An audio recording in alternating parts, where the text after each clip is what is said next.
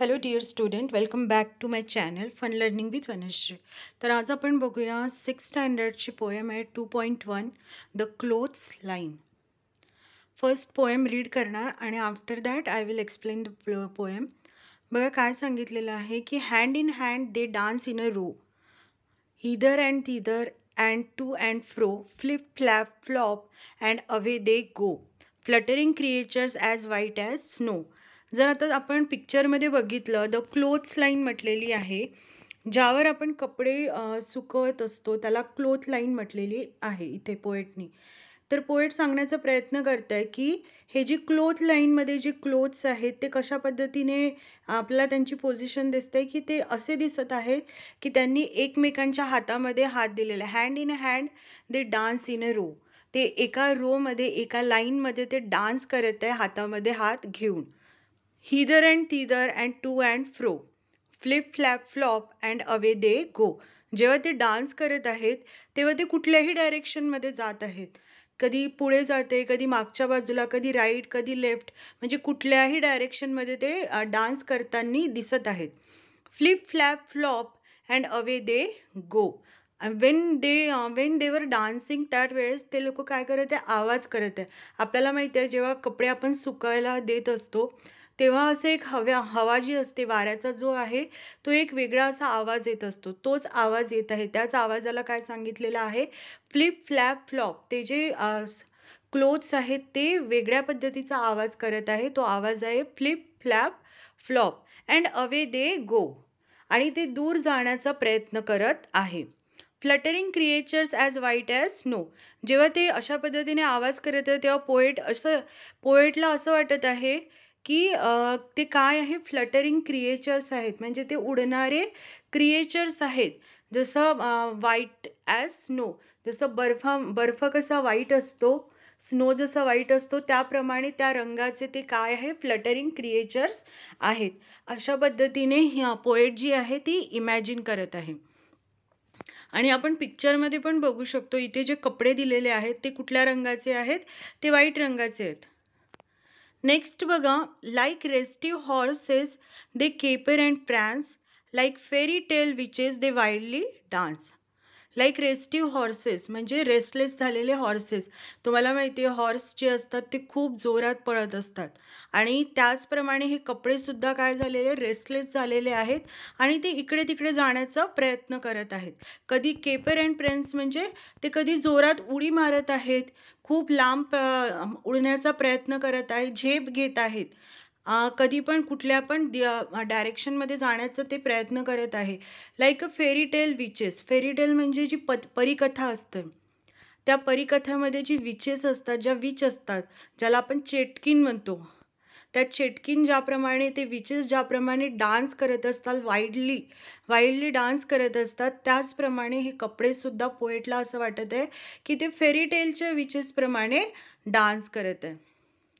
Rounded in front but hollow behind. जेव्हा ते dance करत आहे, when they are dancing, so they are looking like a, समोरून ते कसे दिसत आहे, राउंडेड शेपमध्ये दिसत आहे. आपण जर या कपड्याला इमॅजिन केलं तर किंवा कपडे उडत असतील तर आपल्याला समजून येतं की जेव्हा कपड्यांमध्ये हवा जाते तर तेव्हा समोरच्या बाजूने आपल्याला ते राऊंड शेपमध्ये दिसतात आणि मागच्या साईडनी ते होलो शेपमध्ये दिसत असतात. त्याचप्रमाणे इथे पोएटला सुद्धा दिसत आहे. बट पोएट हे काय करत आहे, त्या कपड्यांबरोबर ती इमॅजिनेशन तिने तिचं यूज केलेलं आहे. Rounded in front but hollow behind, they shiver and skip in the merry march wind. ते काय होत आहे, कपडे थरथर कापतायत, शिवरिंग होत आहे. त्यांना उडून जायचं आहे या हवेमध्ये. हा जो वारा सुटलेला आहे, या वाऱ्यामध्ये त्यांना त्या कपड्यांना उडून जायचं आहे. अशा पद्धतीने ते शिवरिंग करत आहे, ते हवेच्या याच्यामध्ये उडून जाण्याचा प्रयत्न करत आहे.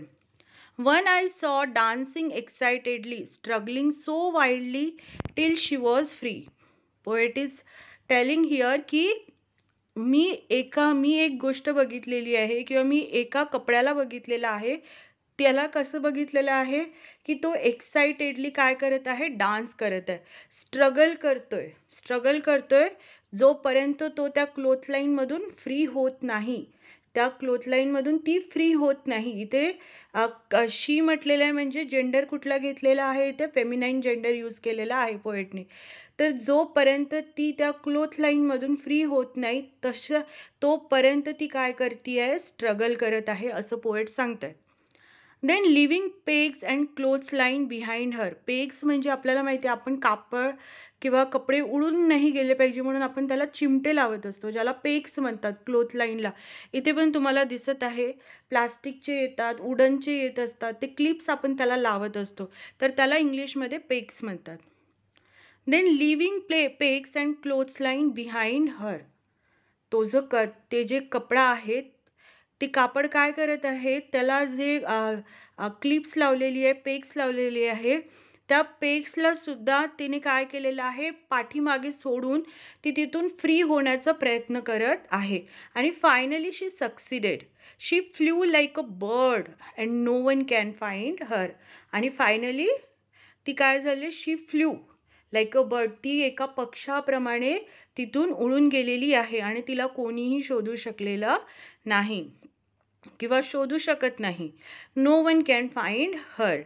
I saw her glim. Poet is saying here की I saw her gleam.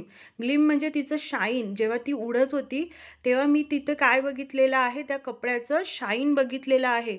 Like a sail in the सन.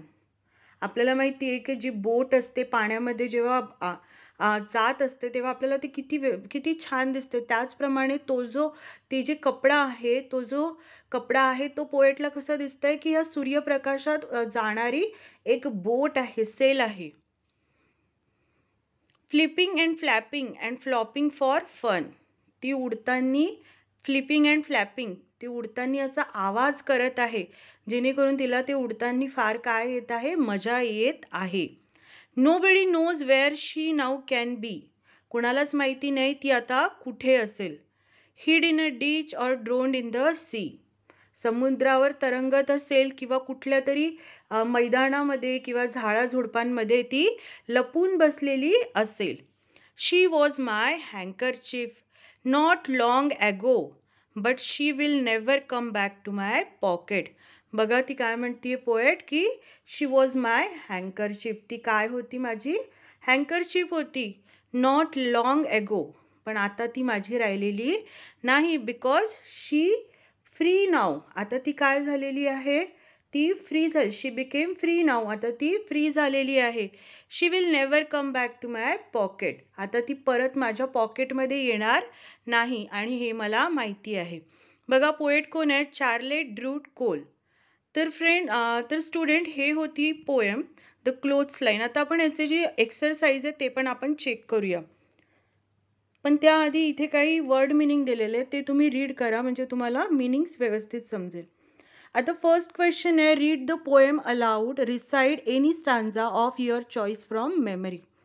फर्स्टमध्ये काय दिले, तुम्हाला पोएम जोरात म्हणायची आहे आणि त्यानंतर एखादा कुठला पण स्टांजा जो तुम्हाला आवडलेला आहे पोएम मधला ते तुम्हाला लर्न करायचं आहे. तर याच्यासाठी काही पण आन्सरची गरज नाही, ते तुम्हाला you will have to do it own. Okay, next आहे आन्सर द फॉलोइंग क्वेश्चन्स. हे आपण बघूया. सो बघा फर्स्ट क्वेश्चन आहे याचं, read the poem aloud, recite any stanza. हे आपण बघितलं. त्याचा सेकंड क्वेश्चन बघतोय आपण की answer the following questions. What is described in the poem. Poem मध्ये काय डिस्क्राइब केलेलं आहे, तर आन्सर असणार आहे त्याचं, the fluttering and dancing clothes on the clothes line and particularly the poet's handkerchief are described in the poem. Next question आहे B. What are the clothes compared to? Give two examples. तुम्हाला example सांगायचे की क्लोथ्सला कशा बरोबर compare केलेलं आहे. First तर आहे the clothes are compared to restive horses and fairy tales witches. C. What do restive horses do? Restive horses जे होते ते काय करतात? The restive horses caper and prance. Next आहे what do fairy tale witches do? What do fairy tale witches do? Fairy tale witches dance wildly. E question होता what did one of the fluttering creatures do? One of the fluttering creatures danced wildly, struggled, and freed herself, and the flew off. Last question आहे बघा. What could have happened to the one who flew away? Who was she? What could have happened to the one who flew away? Who was she? की ती कोण होती आणि ती कशा पद्धतीने उडून गेली असा प्रश्न विचारलेला आहे. कोण होती आणि कुठे उडून गेली, कशी उडून गेली. The one who flew away could have fallen in ditch. म्हणजे ती आता तिच्याबरोबर काय झालं असेल ते विचारलेलं आहे. The one who flew away could have fallen in a ditch somewhere or drowned in the sea. She was the poet's handkerchief. आता question number 5 आपण बघूया. List all the phrases from the poem in which two or more words are joined with and. तुम्हाला असे काही phrases lesson poem मधून choose करायचे आहे ज्याला and नी join केलेला आहे. First बघा, hither and thither, to and fro, caper and prance, shiver and skip, pegs and clothesline, flipping and flapping and flopping. Complete the following comparisons. आता इथे तुम्हाला comparisons लिहायचे जसे बघा as white as snow, as green as grass, as blue as the sky, as black as coal, as red as cherry, as bright as a star. त्यानंतर त्याच्यामध्येच एक question आहे B. Rewrite this comparisons using the comparative degree. Comparative degree use करून तुम्हाला हे करायचंय. Whiter than snow. Comparative degree तुम्हाला माहिती असेल ग्रामरचा हे आहे पार्ट आहे. त्याच्यामध्ये पॉझिटिव्ह, कंपॅरेटिव्ह आणि सुपरलेटिव्ह डिग्री असते. पण तुम्हाला इथे कंपॅरेटिव्ह डिग्री विचारलेला आहे. Whiter than snow, greener than grass, blacker than coal, brighter than star, bluer than the sky. So student हे होती एक्सरसाइज. ओके, उरलेली एक्सरसाइज पण आपण चेक करूया. उरलेली काही एक्सरसाइज आहे ते पण आपण चेक करूया. जसं आता थर्ड क्वेश्चन होतं की form a groups and discuss the following questions. हे तुम्हाला ग्रुप फॉर्म करून हे क्वेश्चन्स तुम्हाला डिस्कस करायचे जे तुम्ही स्कूलमध्ये करणार किंवा तुमच्या ग्रुपमध्ये करणार. ओके, म्हणून हे घेतलेलं नाही आहे. आणि आता फोर्थ क्वेश्चन बघा. इथे काय सांगितलेलं आहे की काही रायमिंग वर्ड्स असतात ज्याला आपण आय राईम पण म्हणतो. जसं आता cry, try, stronger, longer, laughter, daughter, non, grown, none, shun, beat, feet, shut, put, won't, done, imply, simply. आता हे दिसायला आपल्याला काय वाटतं की रायमिंग वर्ड्स आहे, पण आपण जेव्हा त्याला चेक करतो तेव्हा ते आय राईम याला म्हटलं जातं. ओके, सो हे होते काही क्वेश्चन्स जे आपण पूर्णपणे बघितलेलं आहे. नंतर हा 6 क्वेश्चन पण काय आहे ग्रुप्स करून तुम्हाला डिस्कस करायचे म्हणून तो इथे घेतलेला नाहीये.